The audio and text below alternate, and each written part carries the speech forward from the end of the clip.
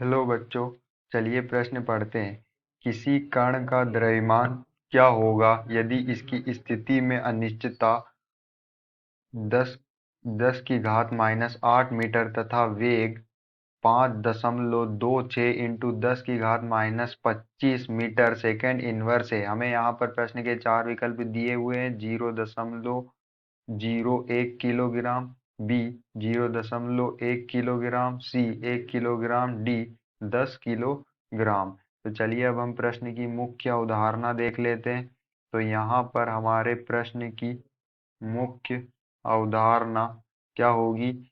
जो हमारी हाइजेनबर्ग के अनुसार जो अनिश्चितता होती है, हाइजेनबर्ग का अनिश्चितता का जो सिद्धांत होता है, अनिश्चितता का जो सिद्धांत होता है उसमें स्थिति में अनिश्चितता इंटू संवेग में अनिश्चितता ज्यादा या बराबर होती है एच बाई की 4 पाई के।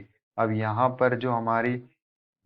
पर जो स्थिति में यहाँ पर जो हमें एच दिया हुआ है वो क्या है? वो प्लांक नियतांक है जिसका मान होता है 6.626 into 10⁻⁻34 joule into second.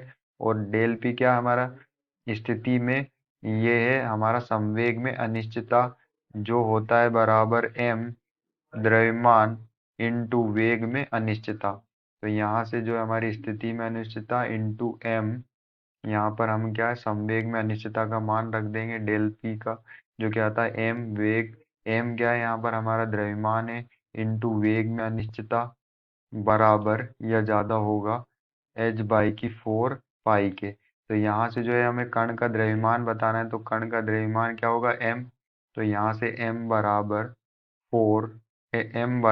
H by की 4 पाई इंटू में डेल्टा एक्स, जो क्या हमारी स्थिति में अनिश्चितता इंटू डेल्टा वी, यहाँ पर क्या हमारा वेग है।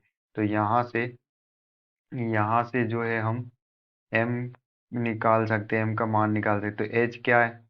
हमारा प्लांक नियतांक जिसका मान होता है 6.626 इंटू 10⁻⁻34 बटे 4 इंटू पाई क्या होता है? पाई जो होता है जिसका मान होता है 3.14। तो 3.14 इंटू एक्स क्या है? एक्स जो है हमारी स्थिति में अनिश्चितता है जो जिसका मान हमें प्रश्न में दिया है 10⁻⁻8 मीटर। तो ये हो जाएगा 10⁻⁻8।